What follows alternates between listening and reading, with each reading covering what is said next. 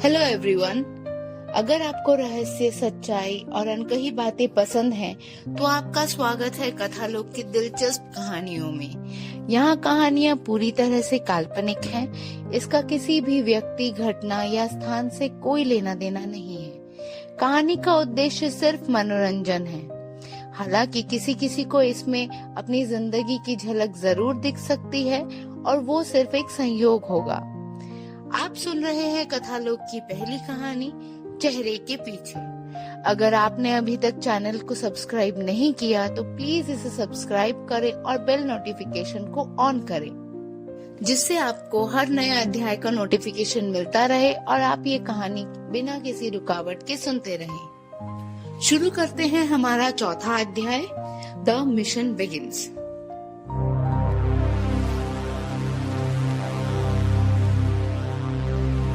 Conference hall के दरवाजे अंदर से बंद हो चुके थे। बाहर की दुनिया यहीं रुक गई।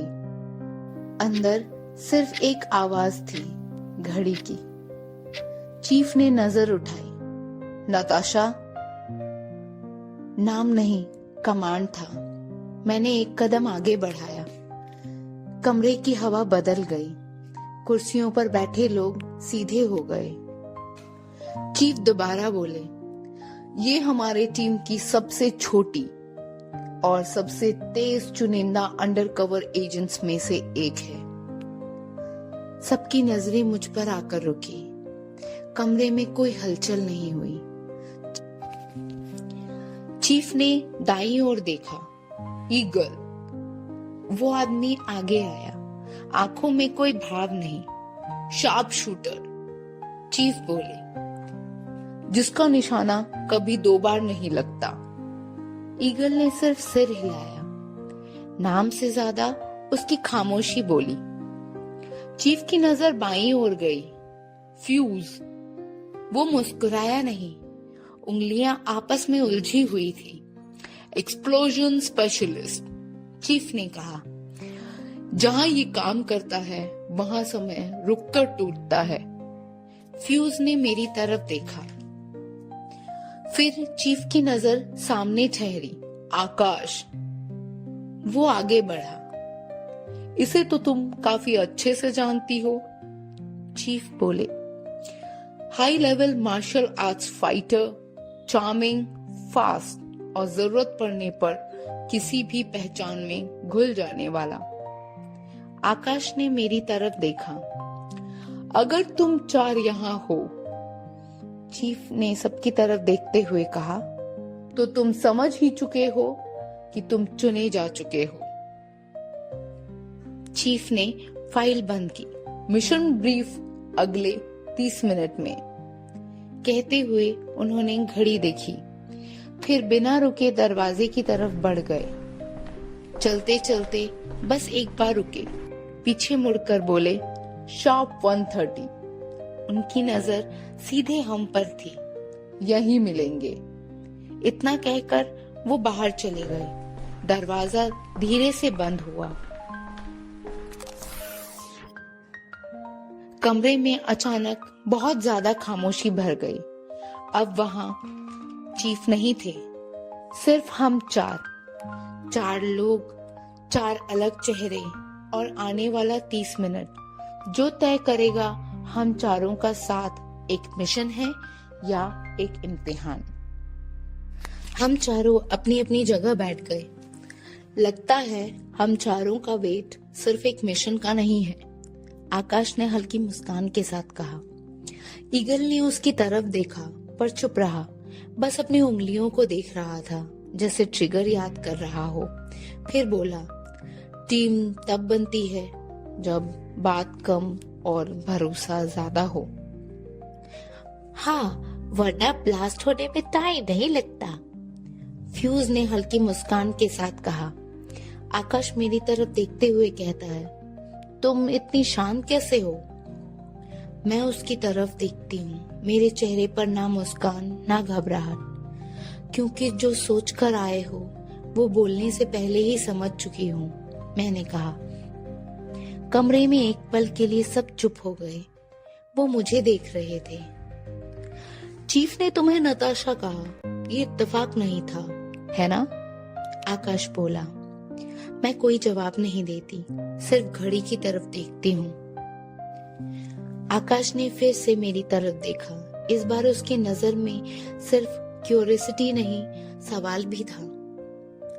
तुम्हें क्या पता है आकांक्षा? मैं उसकी आंखों में देखती हूँ और धीरे से बोलती हूँ, ये मिशन बहुत ज्यादा कॉम्प्लिकेटेड होने वाला है। कमरे में एक हल्की सी हलचल हुई। इस कदर की जरूरत पड़ने पर हमें अपने ही करीबी लोगों के खिलाफ जाना पड़ सकता है। मैंने थोड़ा सीरियस होकर कहा। ये सुनते ही कमरे की हवा बदल जाती है। सब एक दूसरे की तरफ देखते हैं। ईगल ने हैरानी से पूछा, तुम्हें इतना सब कैसे पता? और तुम कौन हो, आकांक्षा या नताशा? कब से हो यहाँ पर? मैं कोई सीधा जवाब नहीं देती, बस इतना कहती हूँ, कुछ बातें अगर सही वक्त पर सामने आए तो ही सही रहता है। फ्यूज अचानक बोल पड़ा, पर इतनी छोटी उम्र में इतना कॉम्प्लिकेटेड मिशन ये तुम्हारे लिए ठीक नहीं है। उसकी आवाज में सवाल भी था और वार्निंग भी। मैं चुप रही और कमरे में फिर से वही खामोशी छा गई। सबकी नजरें मुझ पर टिकी थी। कई सवाल थे पर किसी के पास जवाब नहीं, और मुझे महसूस हो रहा था, उन्हें लग चुका था कि मुझे उनसे ज्यादा पता है। शायद जितना दिख रहा था उससे कहीं ज्यादा। घड़ी पर नजर पड़ती है, 1:28, सिर्फ 2 मिनट बाकी, और सच अपना इंतजार कर रहा है। घड़ी ने 1:30 दिखाया और बिना किसी आवाज के कॉन्फ्रेंस हॉल का दरवाजा खुल गया। चीफ अंदर आए। उनके कदम तेज नहीं थे, पर हर कदम के साथ कमरे की हवा और भारी हो रही थी। किसी ने बैठने की कोशिश नहीं की। चीफ ने फाइल टेबल पर रखी। बस इतनी सी आवाज, टाइम खत्म, उन्होंने कहा। अब सुनो। उन्होंने रिमोट दबाया। स्क्रीन पर एक मैप उभर आया, लाल और पीली लाइंस, और बीच में एक जगह सर्कल की गई थी। ये मिशन सिर्फ डेंजरस नहीं है, चीफ बोले, ये पर्सनल भी हो सकता है। मेरी तरफ उनकी नजर रुकी, सिर्फ एक पल के लिए, फिर बाकी सब पर। इस ऑपरेशन में तुम चारों को अलग अलग नहीं, एक साथ काम करना होगा। एक गलती और नुकसान सिर्फ मिशन का नहीं होगा। ईगल की आंखें स्क्रीन पर टिकी थी। फ्यूज ने अपनी कुर्सी सीधी की। आकाश का चेहरा सीरियस हो चुका था, और मैं सिर्फ सुन रही थी। कॉन्फ्रेंस हॉल की लाइट्स और डिम हो गई। चीफ स्क्रीन के सामने खड़े थे। मैप पर एक और मार्क उभर आया, इस बार लाल नहीं, नीला। इस मिशन का टारगेट, चीफ ने कहा, कोई शहर नहीं, उन्होंने रिमोट रोका, कोई ऑर्गेनाइजेशन भी नहीं। कमरे में सन्नाटा फैल गया। चीफ की आवाज और धीमी हो गई।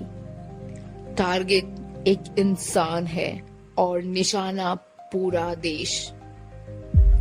आकाश की नजर तुरंत मेरी तरफ गई। ईगल की उंगलियां रुक गई। फ्यूज की मुस्कान गायब हो गई। चीफ ने स्क्रीन पर एक फोल्डर ओपन की। सामने एक फोटो थी और उसकी पहचान। चीफ बोले, इस मिशन में तुम चारों को एक फैसला लेना होगा। उन्होंने हम सबकी तरफ देखा। या तो इस इंसान को बचाना या खुद को। चीफ ने मेरी तरफ देखा।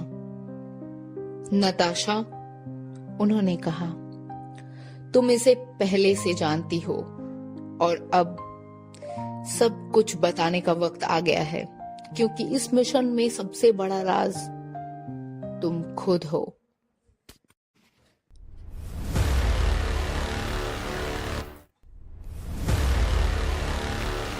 स्क्रीन पर वो इंसान कौन था? नताशा कैसे जानती है उसे? क्या है मिशन का सबसे बड़ा राज? जानने के लिए सुनते रहिए हमारा अगला अध्याय कथालोक में। आपको ये कहानी कैसी लग रही है कमेंट करके जरूर बताएं।